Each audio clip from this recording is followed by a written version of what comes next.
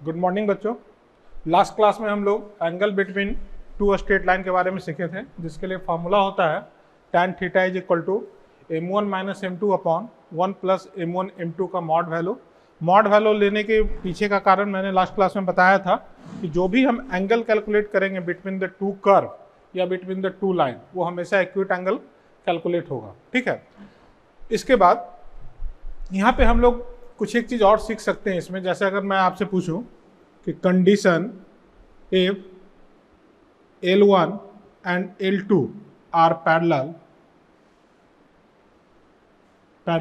Then M1 minus M2 must be equal to 0। This implies M1 is equal to M2, है ना। ये M1 minus M2 is equal to 0 क्यों होगा? क्योंकि जब लाइन पैरेलल होगा देन थीटा का जो मान होगा वो 0 होगा, है ना। और tan 0 का जो मान होता है, tan 0 का जो मान होता है tan 0 डिग्री, वो 0 के बराबर होता है। ठीक है, तो अगर मैं इसको इक्वेट करूंगा m1 minus m2 upon 1 plus m1 m2 के मॉड वैल्यू को 0 से, तो यहाँ से निकल कर आएगा m1 is equal to m2। तो ये कंडीशन होता है कोई भी दो लाइन अगर पैरेलल है तो उसमें slope of two line must be equal to same, must be equal, है ना। मतलब अगर ये लाइन और ये लाइन पैरेलल है तो m1 m2 यहाँ पे m1 का मान m2 के मान के बराबर होगा। इसी तरीके से अगर हम इसमें कंडीशन फॉर परपेंडिकुलर लाइन देखना चाहें तो कंडीशन फॉर परपेंडिकुलर लाइन के लिए अगर हम लोग बात करते हैं कंडीशन फॉर परपेंडिकुलर लाइन, कहने का मतलब क्या हुआ कि if L1 and L2 are perpendicular to each other, एक दूसरे पे परपेंडिकुलर है, then perpendicular to each other, then, है ना, तब थीटा का जो मान होगा वो 90 डिग्री होगा और tan 90 डिग्री का जो मान हम लोग जानते हैं वो नॉट डिफाइन होता है। नॉट डिफाइन को कोऑर्डिनेट ज्योमेट्री में लिखने का तरीका मैंने आपको बताया था कि आप जब भी इसको लिखोगे तो 1/0 से लिखोगे। अब इस जगह पे अगर हम लोग इक्वेट करना चाहें तो m1 minus m2 1 plus m1 m2 किसके बराबर होगा? 1/0 के बराबर होगा। इसको सॉल्व कीजिएगा तो आपके पास रिलेशन आएगा m1 m2 plus 1 is equal to 0, और हम लोग बोल सकते हैं कि m1 m2 का जो मान होगा वो -1 के बराबर होगा। This is the condition for two perpendicular line कि slope of both line, L1 मान लीजिए इसको है m1, ये L2 लाइन है m2, the product of this slope is equal to -1, then this line are perpendicular to each other। Clear होता है ये चीज। इसी में हम लोग आगे बढ़ते हैं कि equation of parallel line, equation of a line, equation of a line parallel to, equation of a line parallel to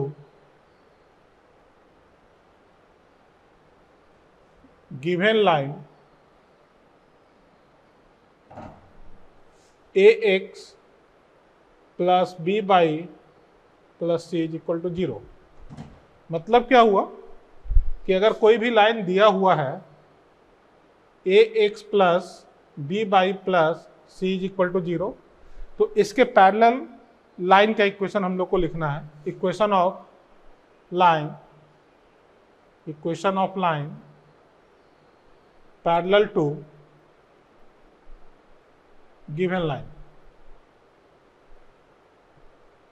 is ax plus b by plus lambda is equal to 0। है ना। तो जब भी हम पैरेलल लाइन का equation consider करेंगे तो coefficient of x coefficient of y same रहेगा, सिर्फ डिफर क्या करेगा, कांस्टेंट का मान डिफर करेगा, है ना।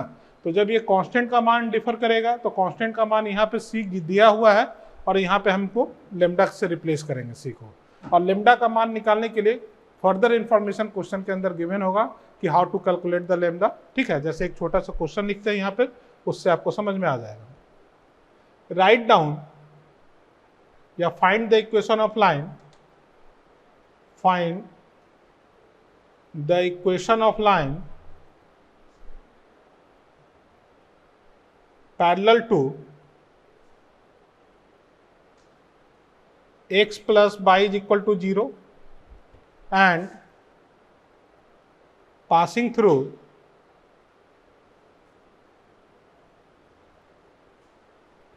through 4,3। देखते हैं इसको सॉल्व कर कि हमको इक्वेशन ऑफ द लाइन निकालना है जो कि x plus y is equal to 0 के पैरेलल है और इस पॉइंट से पास करता है 4,3 से। तो इक्वेशन ऑफ रिक्वायर्ड लाइन क्या होगा, equation of required line is, equation of required line is, मैंने अभी क्या बताया था आपको कि जो भी x का कोफिशिएंट है और y का कोफिशिएंट वो एज इट इज रहेगा। इसमें कांस्टेंट का टर्म 0 है तो 0 किससे रिप्लेस हो जाएगा, एक नए कांस्टेंट से रिप्लेस हो जाएगा। तो रिक्वायर्ड लाइन का इक्वेशन बनेगा x plus y plus lambda is equal to 0। अब हमको इसमें लेमडा का मान कैलकुलेट करना है कि how to calculate the value of lambda. तो लेमडा कैलकुलेट करने के लिए ज्योमेट्रिकल कंडीशन दिया हुआ है क्वेश्चन के अंदर कि ये जो लाइन है ये 4,3 से पास कर रहा है, तो now it is passing through 4,3, passing through 4,3, है ना। तो 4,3 से पास करा कर क्या हम लोग लेमडा का मान निकाल सकते हैं। तो हम लोग लिख सकते हैं 4 plus 3 plus lambda is equal to 0 और लेमडा का जो मान निकल कर आएगा वो -7 आएगा। इसका मतलब क्या हुआ कि इस पार्ट का जो आंसर होगा, required answer is, required answer is x plus by -7 is equal to 0 और हम इसको लिख सकते हैं x plus by is equal to 7। Clear है ये बात। आगे बढ़ते हैं, उसी से रिलेटेड हम दो क्वेश्चन और देखते हैं, है ना। Condition for the parallel line से रिलेटेड क्वेश्चन था। क्वेश्चन दिया हुआ है कि find the equation of a straight line parallel to 3x - 4y + 6 is equal to 0 and passing through the meet point of the joining of point 2,3 and 4,-1। तो हमको equation of a straight line चाहिए, है ना। तो सबसे पहले हम लोग लिखने जा रहे हैं required equation of the straight line, required equation of a straight line passing through, sorry parallel to 3x - 4y + 6 is equal to 0 is 3x - 4y plus lambda is equal to 0। अभी मैंने आपसे डिस्कशन किया था कि जब भी हमको parallel line का इक्वेशन लिखना है तो x का कोफिशिएंट और y, मतलब ये जो टर्म है वो एज इट इज रहेगा, सिर्फ कांस्टेंट टर्म वैरी करेगा। तो कांस्टेंट टर्म 6 को हम किससे रिप्लेस कर दे रहे हैं, लेमडा से, है ना। अब हमको लेमडा निकालने के लिए क्वेश्चन को आगे पढ़ना होगा कि अब इसके लिए हमको क्या कंडीशन दिया हुआ है क्वेश्चन में। तो क्वेश्चन में ये कंडीशन मेंशन है कि this line passing through line 1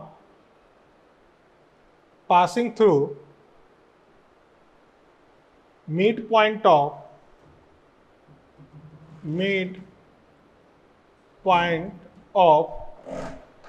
2,3 and 4,-1। तो इसका मिड पॉइंट निकाल सकते हैं। मानते हैं कि m मिड पॉइंट है, तो मिड पॉइंट अगर हम लोग इसका निकालना चाहें तो लिख सकते हैं 2 + 4/2, 3 - 1/2। इसको सॉल्व कीजिएगा तो आपके पास जवाब आएगा 3,1। देखना क्या 3,1 आ रहा है। तो मिड पॉइंट का कोऑर्डिनेट हमको पता चल गया। अब ये मिड पॉइंट इस लाइन से पास करके हम लेमडा निकाल सकते हैं। नाउ अकॉर्डिंग टू क्वेश्चन हम लोग लिख सकते हैं 3 into 3 minus 4 into 1 plus lambda is equal to 0, और ये लिखा जा सकता है 5 plus lambda is equal to 0, और यहाँ से अगर हम लेमडा निकालना चाहें तो लेमडा का मान आएगा -5। चेक कीजिएगा, लेमडा का मान -5 आ जाएगा। तो आंसर क्या होगा? रिक्वायर्ड इक्वेशन इज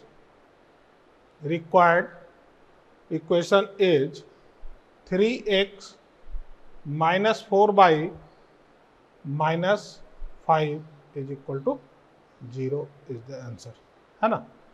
अब मुझे लगता है कि आप इस क्वेश्चन को कर लीजिएगा, ठीक है, लेकिन मैं इसका सलूशन अभी आपको देता हूं, एक बार आप उसको नोट कर लीजिए।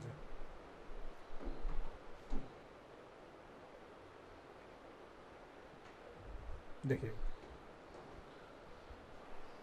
आगे बढ़ते हैं नेक्स्ट क्वेश्चन पे। क्वेश्चन में फिर से वही पूछा हुआ है कि find the equation of a straight line parallel to 2x plus 3y plus 11 equal to 0 and which is such that the sum of its intercepts on the axis is 15।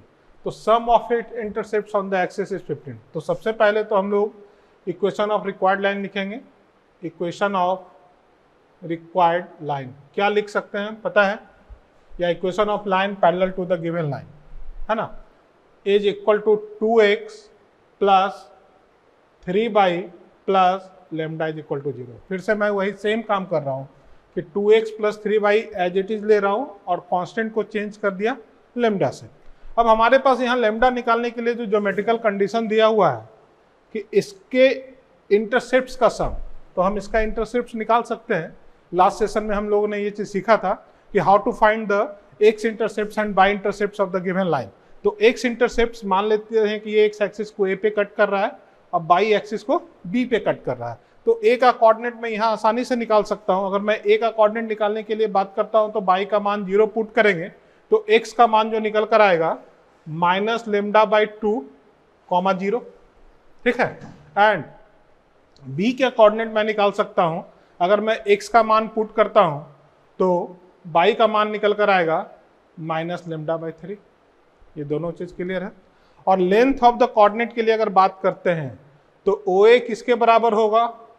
OA is equal to lambda by 2 और OB is equal to lambda by 3, क्योंकि length के case में हम लोग mod value लेंगे, तो ये lambda by 2 आएगा और ये लेमडा बाई 3 आएगा। क्लियर है ये बात?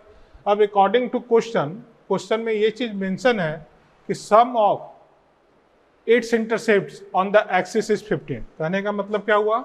लेमडा बाई 2 मतलब OA plus OB is equal to 15। तो OA प्लस OB अगर 15 के बराबर है तो मैं यहाँ लिख सकता हूँ lambda by 2 plus lambda by 3 is equal to 15, और इसको सॉल्व करेंगे और लेमडा का मान कैलकुलेट कर सकते हैं। इसके लिए मैं लिख सकता हूँ 3 lambda 2 lambda is equal to 15 into 6, और ये लिखा हुआ है 5 lambda is equal to 15 into 6, और लेमडा के लिए अगर मैं कैलकुलेट करता हूँ तो लेमडा का मान आ जाएगा 18, है ना। लेमडा 18 आ गया। Required equation of the line, is क्या हो सकता है? लेमडा का मान मैं पुट करूंगा 2x 3y plus 18 is equal to 0। तो इक्वेशन ऑफ पैरेलल लाइन लिखने का तरीका आप लोग समझ गए होंगे कि इक्वेशन ऑफ पैरेलल लाइन में हमको किस चीज़ों का डिस्कशन करना है, किस तरीके से लिखना है ना। बाकी सारा क्वेश्चन आपको इसी पैटर्न का मिलेगा। आप एक बार एक्सरसाइज में जाकर क्वेश्चन को जरूर सॉल्व कीजिएगा, आपको बात समझ में आ जाएगी, ठीक है। आगे बढ़ते हैं। Condition for the perpendicular line. Equation of the line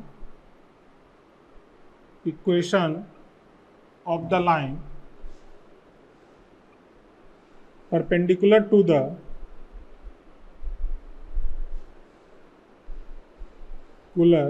to the given line ax plus by plus c is equal to 0। इसको भी ध्यान से सीखना है कि हम लोग परपेंडिकुलर लाइन का इक्वेशन कैसे लिखेंगे अगर कोई भी लाइन दिया हुआ है ना। और तरीका बिल्कुल सेम है ना। Equation of perpendicular line, equation of perpendicular line is, इसमें हम लोग करते क्या है कि कोफिशिएंट ऑफ एक्स और बाई को इंटरचेंज करते हैं और साथ में जो भी साइन बाई के कोफिशिएंट का होगा उसको हम लोग चेंज कर देंगे। कहने का मतलब ये हुआ कि सबसे पहले कोफिशिएंट को इंटरचेंज करेंगे, that is equal to b x a by plus lambda, है ना। यहाँ पे मैंने साइन नहीं लिया है अभी, इसको हम लोग को ये लेना है कि अगर इस जगह पे प्लस होगा तो हम यहाँ पे माइनस लेंगे और अगर माइनस होगा तो हम यहाँ पे प्लस लेंगे, ठीक है।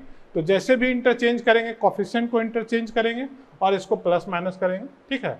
जैसे मान लीजिए कि ये, तो दिस इज द कंडीशन या equation of the perpendicular line, that is equal to b x minus a by plus lambda is equal to 0।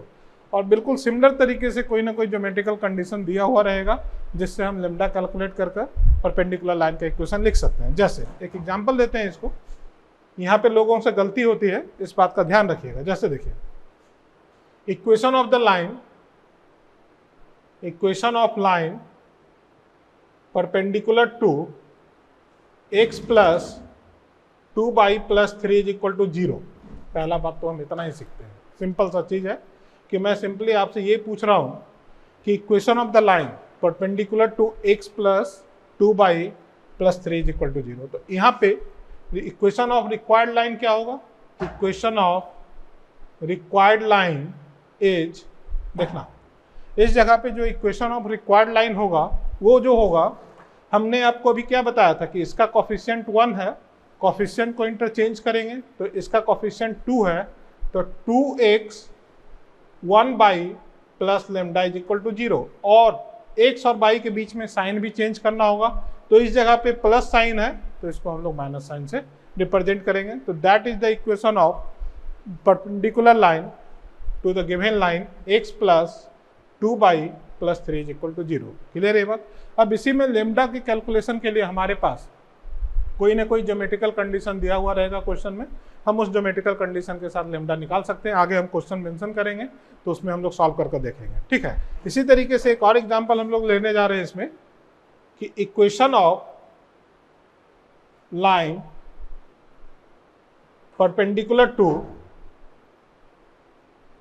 x minus 2 by plus 3 is equal to 0। अब यहाँ पे हमको रुकना होगा, इसको हम दो तरीके से इंटरचेंज कर सकते हैं कि हम इसको लिख लें रिक्वायर्ड लाइन के इक्वेशन के लिए, या गिवन लाइन जो है इसको हम ठीक से लिखते हैं गिवन लाइन, ठीक है। अब गिवन लाइन जो हमारे पास दिया हुआ है वो दिया हुआ है x plus minus 2 by plus 3 is equal to 0। अब मैंने अभी आपको बोला था कि कोफिशिएंट को इंटरचेंज करना है, तो अगर मान लीजिए कि यहाँ पे जो कोफिशिएंट है वो 1 है और इस जगह पे जो कोफिशिएंट है वो -2 है, तो अगर रिक्वायर्ड लाइन की इक्वेशन को अगर हमको लिखना होगा तो required line is, equation of required line is क्या हो सकता है? -2x प्लस नहीं, क्योंकि प्लस साइन माइनस में कन्वर्ट हो जाएगा, minus by plus lambda is equal to 0। आप इसको ऐसे भी लिख सकते हैं 2x plus by minus lambda is equal to 0, और इसको आप ऐसे भी लिख सकते हैं 2x प्लस बाई प्लस के इज इक्वल टू 0। क्लियर है ये बात? क्यों ऐसा लिखा गया कि अगर मैं डायरेक्टली कोफिशिएंट को चेंज करूं तो -2 उधर चला जाएगा, 1 इधर चला जाएगा, अब बीच का साइन चेंज हो जाएगा, है ना। जैसे मैंने यहाँ पे लिखा है -2 इधर चला गया, 1 इधर चला गया, और यहाँ प्लस है वो माइनस में कन्वर्ट हो जाएगा, कांस्टेंट टर्म को हम लोग कन्वर्ट कर देंगे। अब मैं माइनस कॉमन निकालूंगा तो ये माइनस लेमडा आ रहा है, माइनस लेमडा को मैं एक नया कांस्टेंट ले सकता हूँ के टर्म में, तो ये भी लिखा जा सकता है 2x प्लस बाई प्लस के इज इक्वल टू 0।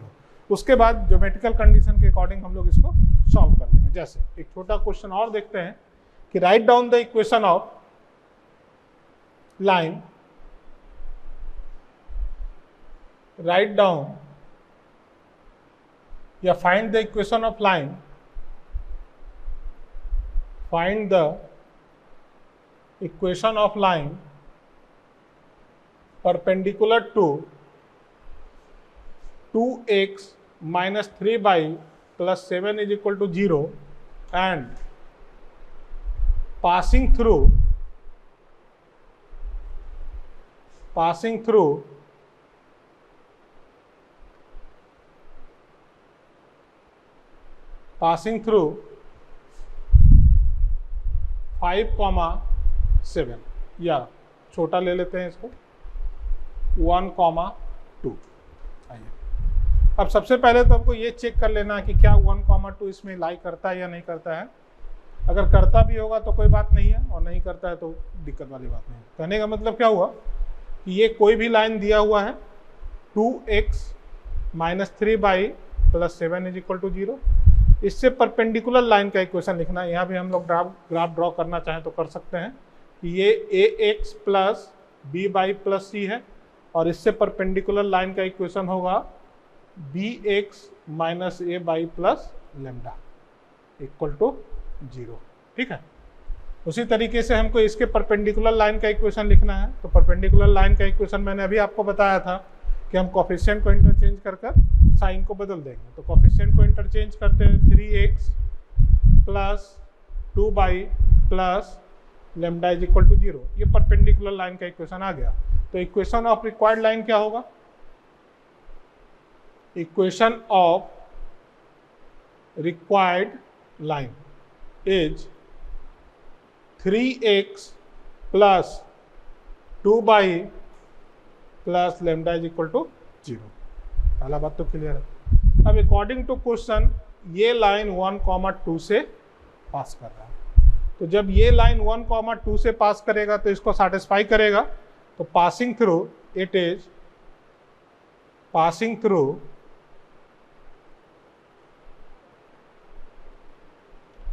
1,2। अब 1,2 से पास करेगा तो हम लिख सकते हैं 3,1 plus 2 into 2 plus lambda is equal to 0 और लेमडा का मान निकालिएगा तो ये -7 के बराबर आएगा। तो equation of required line is equation of required line is 3x plus 2y minus 7 is equal to 0। This is the equation of required line. अब यहाँ पे एक चीज और समझना, जो हम ये पैरेलल लाइन परपेंडिकुलर लाइन लिखने जा रहे हैं तो bx minus a by plus lambda जो रिप्रेजेंट करता है वो इन्फिनाइट नंबर ऑफ लाइन को रिप्रेजेंट करता है। बहुत सारा लाइन इसके परपेंडिकुलर होगा, है ना। लेमडा का मान हम चेंज करेंगे, जितना भी लाइन निकल कर आएगा हर एक लेमडा के लिए जो भी लाइन होगा वो इस पे परपेंडिकुलर होगा।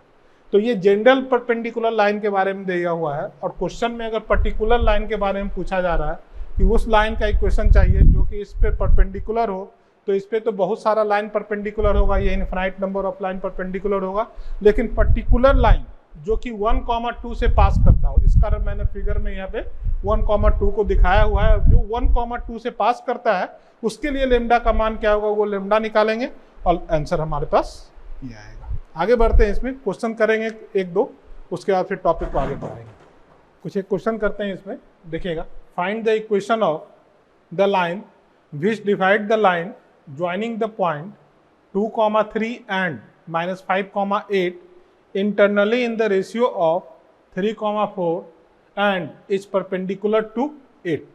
मतलब क्या हुआ है, क्वेश्चन में दिया हुआ है कि कोई भी दो पॉइंट है, यहाँ पे मैं लिख रहा हूं, इसका कोऑर्डिनेट है 2,3 और इसका कोऑर्डिनेट है -5,8। मानते हैं कि ये ए और बी दिया हुआ है ना, ये ए और बी दिया हुआ है, ठीक है। अब इसमें कोई भी पॉइंट एम है जो कि ए बी को 3:4 इंटरनली डिवाइड करता है। तो इंटरसेक्शन में हम लोग पढ़े हैं, पॉइंट ऑफ इंटरसेक्शन, है ना, वहाँ पे हम लोग पढ़े थे कि इंटरनली डिवाइड करने के लिए क्या फॉर्मूला होता है और एक्सटर्नल डिवीजन का जो फॉर्मूला होता है उससे हम एम का कोऑर्डिनेट निकाल लेंगे यहाँ पे इंटरनल डिवीजन के कोऑर्डिनेट फॉर्मूले से। तो एम का जो कोऑर्डिनेट होगा मैं डायरेक्टली यहीं पे लिख रहा हूँ, ध्यान से देखिएगा। 3 × -5 है ना, प्लस 4 इंटू 2 बाई, इधर ही लिखते हैं, कोऑर्डिनेट ऑफ एम मैं लिखने जा रहा हूं, देखना है एम का कोऑर्डिनेट होगा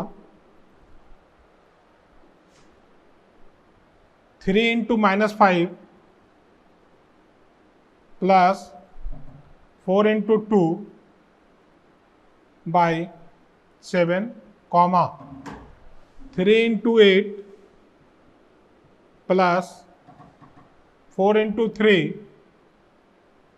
by 7।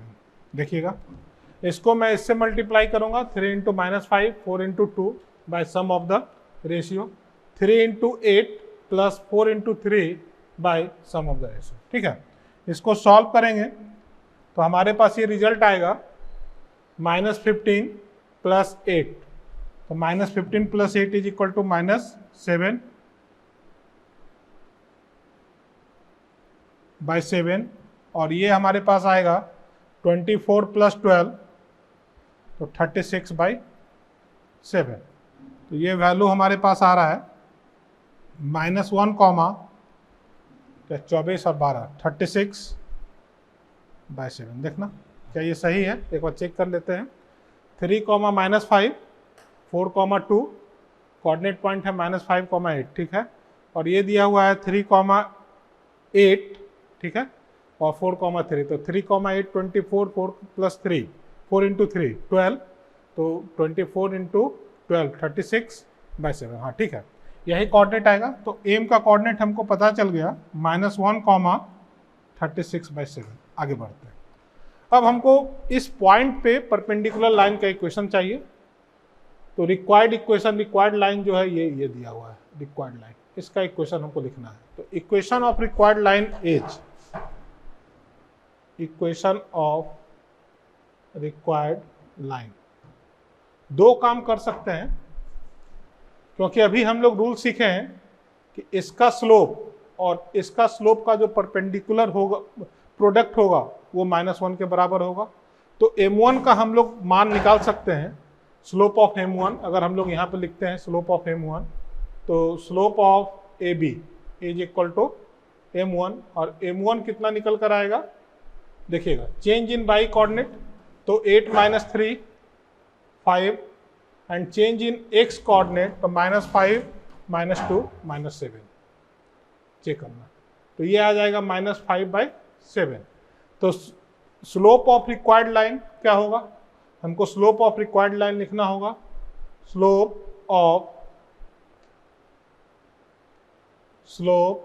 Of required line is m2 is equal to -1 upon m1, and that value is equal to 7 by 5। क्या m2 का मान निकल कर आया, तो m2 का जो मान निकल कर आएगा वो 7 by 5 हो जाएगा। ठीक है, यहाँ पे डायरेक्ट इक्वेशन नहीं दिया हुआ है, इसका हम कन्वर्ट नहीं कर रहे हैं कोफिशिएंट में, हमारे पास परपेंडिकुलर लाइन का कंडीशन दिया हुआ है, तो हम लोग m1 m2 से इसका स्लोप निकाल लेंगे। लाइन के इक्वेशन को लिखने के लिए पॉइंट और स्लोप पता होना चाहिए, तो पॉइंट हमको पता चल गया और स्लोप का मान हमने निकाल लिया है। तो रिक्वायर्ड इक्वेशन क्या होगा, equation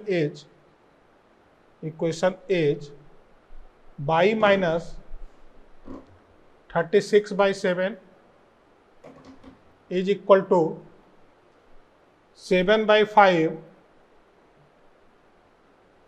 x minus +1 is the answer.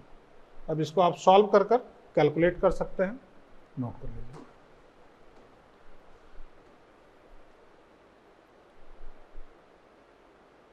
आगे बढ़ते हैं नेक्स्ट क्वेश्चन में। The vertex of triangle are A 10,4, B -4,9 and C -2,1। Find the equation of altitude through B।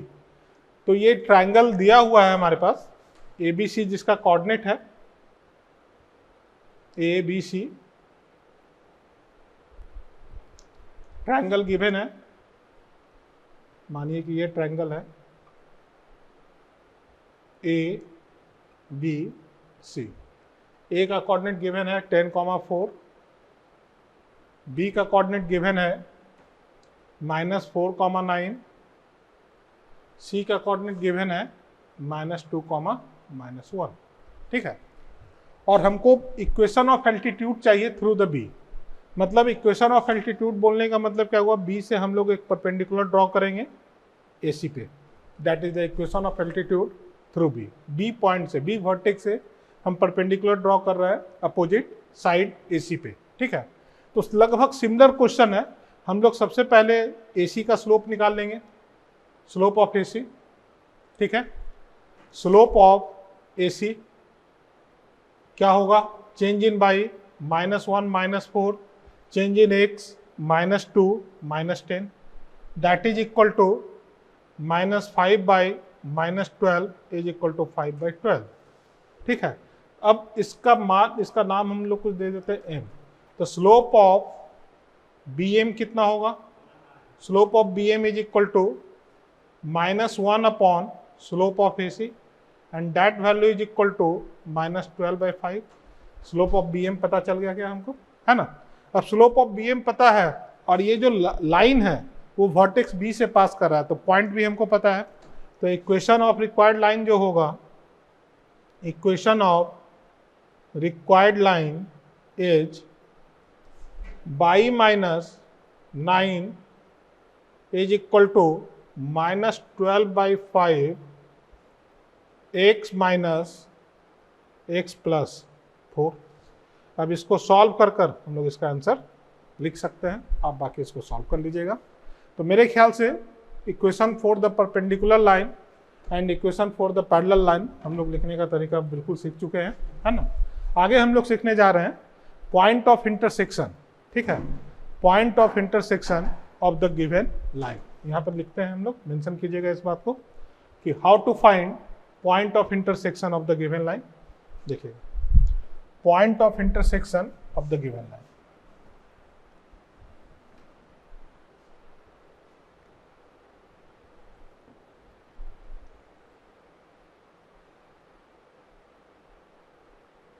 point of intersection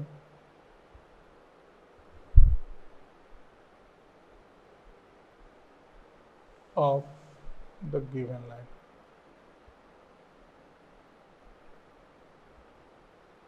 मान लेते हैं कि let L1 A1x B1 by C1 is equal to 0 है and L2 A2x B2 by plus C2 is equal to 0 है, ठीक है।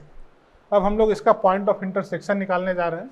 तो for point of intersection निकालने के लिए ये कंडीशन होना जरूरी है कि A1 upon A2 not equal to B1 upon B2। क्यों हम लोग इस कंडीशन को मेंशन करने जा रहे हैं, क्योंकि लास्ट क्लास में ही सीखे थे कि कोई भी दो लाइन अगर आपस में इंटरसेक्ट कर रहा है तो ratio of coefficient of x never equal to ratio of coefficient of y, कि एक्स के कोफिशिएंट का रेशियो और बाई के कोफिशिएंट का रेशियो कभी भी आपस में बराबर नहीं होगा, तभी लाइन इंटरसेक्ट कर सकता है। अदरवाइज अगर ये बराबर हो गया तो या तो लाइन पैरेलल होगा या लाइन ओवरलैपिंग लाइन होगा, ठीक है। तो इस कंडीशन को सबसे पहले हमको चेक करना है कि क्या हम लोग पॉइंट ऑफ इंटरसेक्शन निकाल सकते हैं या नहीं निकाल सकते हैं। इसके बाद तो ये टू वेरिएबल लीनियर इक्वेशन है, इसको बस आप इस तरीके से समझिए कि हमारे पास टू वेरिएबल लीनियर इक्वेशन दिया हुआ है जो कि हम लोग 10th क्लास में सॉल्व भी किए हैं। तो इसके सोल्यूशन करने का 3 तरीका होता है, method of substitution, method of elimination और तीसरा होता है मेथड ऑफ क्रॉस मल्टीप्लिकेशन। तो बेसिकली हम लोगों को मेथड ऑफ क्रॉस मल्टीप्लिकेशन को सीखना है कि how to find the point of intersection of this two line by the method of cross multiplication, ठीक है। तो क्रॉस मल्टीप्लिकेशन मेथड हम लोग यहाँ पे सीखने जा रहे हैं यूजिंग क्रॉस मल्टीप्लिकेशन मेथड, है ना। क्रॉस मल्टीप्लिकेशन मेथड को हम लोग सीखेंगे यहाँ पे, इसको ध्यान से सीखना है क्योंकि ये बहुत ही ज़्यादा जरूरी है पूरे कोऑर्डिनेट ज्योमेट्री में और 3D में। 3D और कोऑर्डिनेट ज्योमेट्री में जब भी हमको पॉइंट ऑफ इंटरसेक्शन निकालना होता है या बहुत बार क्वेश्चन को जब हम सॉल्व करना होता है तो क्रॉस मल्टीप्लिकेशन मेथड से सॉल्व करते हैं, तो वहाँ पे ऑब्जर्वेशन हमारा क्लियर होता है क्वेश्चन सॉल्व करने के लिए। तो ध्यान से देखना है इसको कि how to use cross multiplication method. बहुत सारे लोग पहले से जानते ही होंगे, बस मुझे इस चीज़ को एक बार टच करते हुए निकल जाना है यहाँ से, ठीक है। देखिएगा हम इसमें करते क्या है कि x के नीचे डिटर्मिनेंट्स लिखते हैं। मेरे ख्याल से सभी लोगों को डिटर्मिनेंट्स के बारे में बेसिक आइडिया दिया हुआ है कि how to solve second order determinants and how to solve third order determinant, ठीक है। और उसके बाद माइनस बाई अपॉन डिटर्मिनेंट्स, उसके बाद कांस्टेंट टर्म के लिए 1 अपॉन डिटर्मिनेंट्स। अब हमको यहाँ पे ये सीखना है कि x के नीचे जो डिटर्मिनेंट्स आएगा, जो अरेंजमेंट ऑफ द नंबर होगा, वो क्या होगा। तो x के नीचे हम इसको हाइड करेंगे और जो भी कोफिशिएंट बाई और कांस्टेंट टर्म का दिख रहा है एज इट इज सीक्वेंस में लिखेंगे। मतलब हमको यहाँ लिखना होगा b1 b2 c1 c2 cyclic order में। जब हम इसको हाइड कर रहे हैं तो इन दोनों का जो भी कोफिशिएंट है, बाई का कोफिशिएंट और कांस्टेंट टर्म आएगा। जब मैं बाई को हाइड करूंगा तो आपको ऐसे बढ़ सकते हो या ए से शुरू कर सकते हो। तो जब आप सी से शुरू करोगे तो माइनस साइन नहीं आएगा। मैंने यहाँ पे माइनस साइन लिया है, मतलब हमको जो पहले दिख रहा है उसको पहले लिखना है और C1 C2 को बाद में लिखना है। तो मैं इसके लिए लिख सकता हूँ A1 A2 C1 C2। Clear है ये बात। उसके बाद कांस्टेंट टर्म के लिए मैंने हमेशा 1 लिया है और इस कांस्टेंट को हाइड करने के बाद जो भी दिख रहा है A1 B1 A2 B2 जिस सीक्वेंस में दिख रहा है उसी सीक्वेंस में रखेंगे, A1 A2 B1 B2। Clear है ये चीज, है ना। अब इसमें दो बात का ध्यान रखना है कि जब भी हम लोग क्रॉस मल्टीप्लिकेशन मेथड करने जा रहे हैं तो C1 C2 हमेशा इस साइड होना चाहिए, एक ही साइड होना चाहिए, RHS में होना चाहिए। मतलब A1x प्लस B1 बाई अब प्लस C1। C1 का नेचर कुछ भी हो सकता है, पॉजिटिव हो या निगेटिव हो, लेकिन वो कब जब भी रहेगा तो RHS ऑफ द इक्वेशन में रहेगा, sorry LHS of the equation में रहेगा। RHS ऑफ द इक्वेशन हमेशा 0 होगा। उसके बाद हम इस रूल को यूज करेंगे। यहाँ पे बच्चा लोग गलती करता है कि अगर किसी क्वेश्चन में ये इस जगह पे दिया हुआ है तो हम सबसे पहले उसको इधर लेकर आएंगे, तब हम इस क्रॉस मल्टीप्लीकेशन मेथड का यूज करके क्वेश्चन को सॉल्व करेंगे। अब आगे बढ़ते हैं। ये 2 ऑर्डर डिटर्मिनेंट दिया हुआ है और इसको इस सोल्यूशन का तरीका हमको क्लियरली पता है। अब यहाँ से हम लोग लिख सकते हैं कि x अपॉन, इसको सॉल्व करने के लिए जानते हैं ये प्लस साइन के साथ सॉल्व मल्टीप्लाई होगा और ये माइनस साइन के साथ मल्टीप्लाई होगा। पता है सब लोगों को, ठीक है ना। तो अब इसको मैं लिख सकता हूँ B1 C2 minus B2 C1। पहला बात क्लियर है। दूसरा मैं इसके लिए लिख सकता हूँ minus by A1 C2 minus A2 C1 और इसको लिख सकता हूँ A1 B2 minus A2 B1। Clear है ये बात। और यहां से अगर मैं x सॉल्व करना चाहता हूं तो x के लिए एक बार और मैं लिख दे रहा हूं B1 C2 minus B2 C1 is equal to A2 C1 minus A1 C2 is equal to 1 upon A1 B2 minus A2 B1, A1 B2 minus A2 B1, है ना।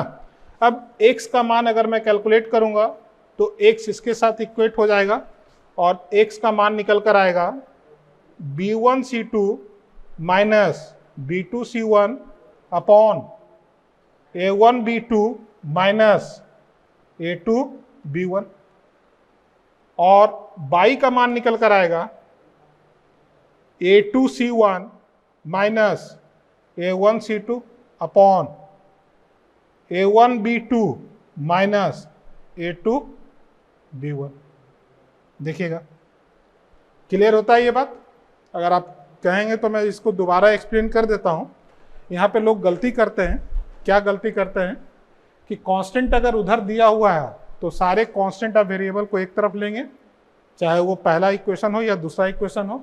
उसके बाद हम लोग क्रॉस मल्टीप्लिकेशन लगाएंगे तो x के नीचे x को हाइड करने के बाद जो भी कोफिशिएंट ऑफ बाई और कांस्टेंट टर्म दिखेगा, जिस सीक्वेंस में दिखेगा उसी सीक्वेंस में लिखेंगे। बाई के साथ निगेटिव साइन लेंगे और बाई को हाइड करने के बाद AC1 जिस सीक्वेंस में दिख रहा है उसी सीक्वेंस में लेंगे और कांस्टेंट के लिए हमेशा 1 लेंगे और कांस्टेंट को हाइड करने के बाद x और बाई का कोफिशिएंट जिस सीक्वेंस में दिख रहा है सेम सीक्वेंस में लेंगे। 2 ऑर्डर डिटर्मिनेंट्स को हम लोग सॉल्व करने का तरीका जानते हैं। सिंपली मल्टीप्लाई करेंगे, सॉल्व करेंगे और x को कांस्टेंट से इक्वेट करेंगे, बाई को कांस्टेंट से इक्वेट करके रिजल्ट को लिख लेंगे। ठीक है, इसको हम लोग सिंपल सब्स्टिट्यूशन से भी लिख सकते थे या एलिमिनेशन मेथड से भी सॉल्व कर सकते थे। अगर एग्जाम में आपको जो आसान लगेगा वो कीजिएगा, लेकिन बहुत बार इसका जरूरत पड़ता है, इस कारण हम लोग यहाँ पे ये चीज सीख रहे हैं। अब आगे बढ़ते हैं, ठीक है। इस पे हम लोग क्वेश्चन नहीं करेंगे, आप कोई भी एक क्वेश्चन लेकर प्रैक्टिस कर लीजिएगा, जरूरत नहीं है इस पे क्वेश्चन करवाने की।